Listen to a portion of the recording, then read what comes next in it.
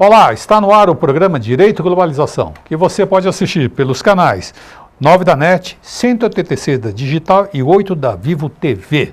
E também pelo Facebook. Basta digitar TV Aberta SP, tudo junto, TV Aberta SP. Se você tiver dúvidas, sugestões, envie e-mail para direitoglobalização@tvaberta.tv.br direitoglobalização@tvaberta.tv.br. O entrevistado de hoje é o Dr. Fábio Cantônio. E o tema do programa é Advocacia, ou Advogado e Justiça. Bem-vindo, Dr. Fábio Cantônio, uma alegria recebê-lo outra vez. Satisfação mais uma vez aqui com você.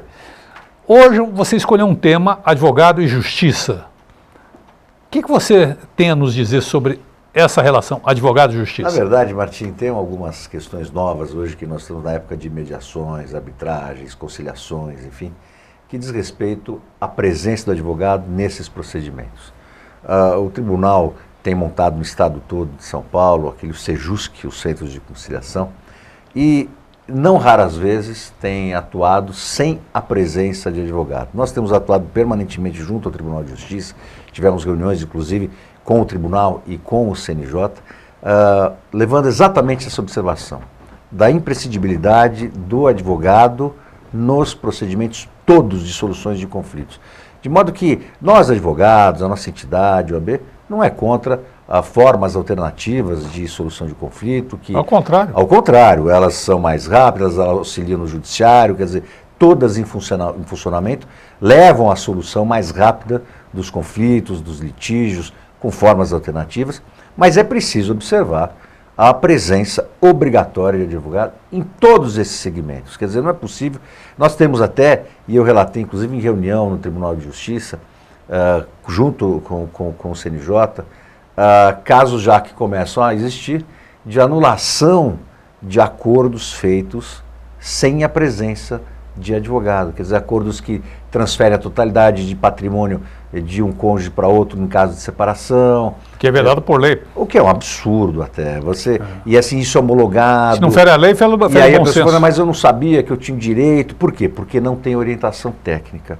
É imprescindível que tenha orientação técnica pelo advogado. Só o advogado pode orientar adequadamente os direitos da parte, o que ela pode fazer, o que ela tem, o que ela não tem, o que ela deve, o que ela não deve, enfim. E buscar um melhor acordo para ele, dentro dessa perspectiva. Não tem dúvida nenhuma. Buscar o acordo, aquele acordo que é viável. Especialmente, viu, Martim, nesses momentos de separação, que as pessoas estão fragilizadas, às vezes estão com um problema grave em casa, muitas vezes até de violência doméstica, querem se ver livres do problema e assinam qualquer coisa, sem orientação, achando que vai ser o melhor. No dia seguinte, percebam, e agora? Como é que eu vou sobreviver? Ajudou a construir patrimônio, ajudou com o seu sacrifício, com o seu trabalho, e aí por conta de um acordo mal feito, e mal feito porque sem a presença do advogado, naquela ânsia de liquidar o litígio, não só das partes, mas especialmente daqueles que estão lá tratando a conciliação, que não são pessoas técnicas, fazem um péssimo acordo. Agora, isso vai desaguar no judiciário, não sem dúvida. Agora, uma pergunta, qual a formação do mediador? Formação técnica. Então, você sabe, Martim, que tem uma coisa interessante. Aí eu estava até no outro dia num evento lá na Fenaló, tratando desse tema, num seminário que nós fizemos lá. Qualquer pessoa poderia ser, não é obrigatório que seja advogado. O tribunal prefere que seja advogado, que atue como mediador. Mas tem psicólogos, assistentes sociais, mas a grande maioria ainda era de quase 95%, talvez hoje um pouco menos, a grande maioria de advogados. E com um detalhe importante, ainda não há remuneração para essa função. Você roubou a pergunta subsequente. O que me parece absolutamente fora de propósito o Estado chamar pessoas para trabalhar de forma graciosa. Não tem o menor sentido. Uma coisa é o serviço militar, onde você convoca o cidadão para exercer um serviço à pátria. A colaboração pode ser e deve ser voluntária. Quem quer, e tem muita gente que faz no setor público, no setor privado, em ONGs. Eu faço, você faz, nós fazemos. Na OAB nós fazemos cotidianamente, enfim, em outras atividades. Mas não pode essa cooptação, quer dizer, o Estado fazer a propaganda, fazer a triagem para isso. Mas aí uma coisa interessante. A OAB, o Tribunal de Ética da OAB, já decidiu que não é possível o advogado ser mediador e advogar. Não sabia. Não é possível ele ser mediador e advogar na mesma vara, mas na mesma comarca. Há uma discussão, porque não há vinculação com o juiz, mas o fato é que há. E qual o que levaria alguém a ser mediador, sem remuneração, quando precisa do trabalho para sustentar sua própria família? Você consegue ficar toda manhã, por exemplo, sem trabalhar no seu escritório, trabalhando? Não é possível. Essa é a grande questão. Essa questão então, simples. se eu preciso trabalhar, por que eu estou trabalhando? Por alguma vantagem, porque eu vou ter talvez mais facilidade naquele juízo, ele vai olhar com mais boa vontade. Não estou falando nem de nada, mas assim, é natural. O advogado está me auxiliando, o movimento diminui, é possível que haja, até inconscientemente, uma facilidade maior, o que é indesejável. Por outro lado, se não é advogado, se não for advogado ou mediador, for um assistente social ou for um psicólogo, será que na condução daquele trabalho, em algum momento, haverá ou pode haver a orientação de cunho jurídico? Se houver, exercício legal da profissão. Então você tem aí um estrangulamento, na verdade, talvez para o futuro, seria o caso de eu regulamentar, remunerar, para ter aquilo absolutamente... Mediante concurso público. Mediante concurso até, e com impedimento para o exercício privado da advocacia, pelo menos na comarca, né? Sem dúvida. Agora, como é que o Poder Judiciário, eu sei que a OAB tem reclamado muito sobre isso aqui no Estado de São Paulo, como é que tem sido a reação do Poder Judiciário? Isso já avançou um pouco, porque você tinha inclusive algumas comarcas no Estado de São Paulo que faziam anúncios do Sejusc, e já no anúncio dispensando a presença de advogado, não precisa trazer advogado. Já conseguimos inclusive do CNJ a recomendação de que haja recomendação nas citações de que a parte se faça acompanhar por advogado. Não vai constar ainda o texto obrigatório, já há ação por uma proposta pelo Conselho Federal, iniciativa inclusive de São Paulo também, no CNJ e na Justiça Federal, na Justiça no Supremo, para essa finalidade, para reconhecer a necessidade da presença obrigatória do advogado. Agora, o que me estranha bastante é o seguinte, você dispensar a presença do advogado, onde você fazendo transações de cunho eminentemente ilegal. Claro. E isso aí pode ser passível de anulação na justiça. Se eu me considerar lesado amanhã, eu procuro um advogado e... É o que tem acontecido em várias oportunidades. Então o trabalho é dúplice. Não tem, é o pior cenário, porque a pessoa acha que fez um bom acordo, quando comenta com alguém, ou que é advogado, conhece o advogado, pergunta, fala, não, na verdade você poderia ter feito diferente.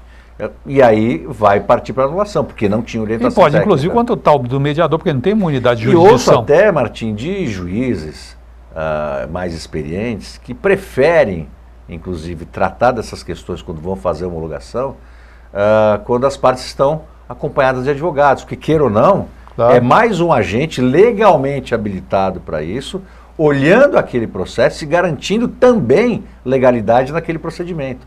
Então, para o juiz que homologa, é muito mais confortável, inclusive, e eles dizem isso, homologar processos que tenham tido a participação. Você tem a assinatura. Claro, você tem a responsabilidade do advogado envolvida nisso. Então é muito mais tranquilo do que ele ter que reexaminar tudo e aferir se aquela vontade foi manifestada livremente mesmo, em que modos que foi, enfim. Agora, me parece o seguinte, pelo menos é o que eu tenho visto. Eu tenho visto essas... eu não sei qual percentualmente, eu não sabia, talvez você tenha se dado o dado de sucesso dessas audiências. Eu tenho ido várias e nunca tenho sucesso nenhum. Eu não sei se isso se espalha, é uma experiência pessoal minha ou isso se espalha, mas me parece que é uma tendência muito grande e duplica o trabalho, que você vai na conciliação, não resolve, você vai ter que ir ao judiciário. Duplicou o trabalho para o advogado. Porque, assim, eu não tenho essa estatística, Martim, mas tem muitas audiências que restam frutíferas e muitas audiências que restam infrutíferas, quer dizer, que não dá certo. Talvez no tempo, com um treinamento mais... Eu digo, essa é a questão até da remuneração. Quer dizer, quando o trabalho é voluntário, tem um outro tipo de comprometimento. Você talvez desenvolvendo a carreira do mediador com remuneração adequada, com formação adequada, profissionalizando a função do mediador, talvez você tenha mais pessoas que tenham técnica efetiva para a mediação. Tem o curso que eles exigem para a mediação. Mas aquele curso, eu sinto muito, aquele curso é um curso de psicologia comportamental, como você ser uma pessoa agradável, mas isso não resolve o problema. Claro. O problema é um problema jurídico, você tem um problema de fundo jurídico. Não tem dúvida. Uma separação, você tem guarda de filho, você tem guarda patrimônio. Especialmente a separação naquelas de mais crise, onde envolve menor, violência doméstica, abuso sexual, você precisa ter gente preparada para isso. Altamente qualificada. E você acaba vendo muitas derrapadas. E qual seria a solução global para esse problema? Olha, Martim, primeiro passo, a gente precisa tratar das coisas que estão à nossa frente e que precisam ser resolvidas de imediato. Primeiro passo, a presença obrigatória de advogado em todos os métodos de solução de conflito. A princípio não somos contra nenhum, desde que esteja garantida a presença do advogado. É melhor para a parte, vai ter orientação técnica adequada, orientação jurídica, e mas o advogado vai dificultar o acordo. Isso não é verdade. Isso é mentira. O advogado também é muito mais conveniente que as questões e os conflitos se resolvam mais rapidamente. Por acordo, tanto melhor. De modo que isso é uma mentira mesmo, como você falou, mas em verdade, esse é o primeiro passo. E a mediação tratar de forma mais profissional daqui para frente. Eu tive a oportunidade, num debate, de participar, onde uma advogada, se apresentando como mediadora, esqueceu que ela tem formação jurídica, dizia que o advogado é muito belicoso. Eu indaguei dela e falei, mas como? Em qual a base científica que o senhor tem essa amostragem que aquele que escolhe a carreira? A senhora é belicosa, deixou de ser, foi enganada? Como é? Me explica isso. Não teve essa explicação. Eu falei, a senhora pode entender o seguinte, dela citou que tinha um advogado, tinha um litígio de 18 anos. Falei, a senhora acha que o advogado ganha? Do seu ponto de vista financeiro, qual é mais vantajoso? Você resolver rápido ou resolver no tempo? Claro. Não tem. E o advogado, muitas vezes, você sabe disso, você é advogado militante como eu, a gente reiteradamente orienta o cliente, precisa ver o histórico do conflito, qual é a causa do conflito. Quantas vezes a gente diz para o cliente aceita o acordo, o cliente não quer, ele quer continuar com o processo. Quer dizer, isso não tem nada a ver com o advogado, isso tem a ver com a parte, às vezes o advogado faz um discurso, num discurso conciliatório para o cliente. Se pegar um mediador bom, bem preparado, treinado, que venha com um discurso no mesmo sentido, começa a amolecer a parte, não o cliente.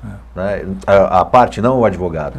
E o advogado não tem... A maior interessado do advogado é da nossa profissão, o diálogo, não é a belicosidade. Quanto mais rápido, ao contrário do que alguém possa pensar, quanto mais rápido resolver o conflito, melhor também para o advogado. Claro, sem dúvida, sobre qualquer ponto de vista. Sobre qualquer aspecto, sem dúvida. Eu vou encerrando por aqui, gostaria de ver suas palavras, suas considerações finais. Obrigado, Martim, agradecer mais uma vez a oportunidade de estar aqui, conversar com você, seu telespectador, sempre temas interessantes que interessam a advocacia, a sociedade, e me coloco à disposição permanente do advogado, da advogada, à sua disposição, Martim, que é sempre um prazer muito grande estar aqui com você. Obrigado. Parabéns pelo sucesso permanente do programa. Muito obrigado, parabéns e obrigado pela sua presença aqui. E me despeço aguardando vocês na próxima semana nesse mesmo canal. Obrigado e até lá.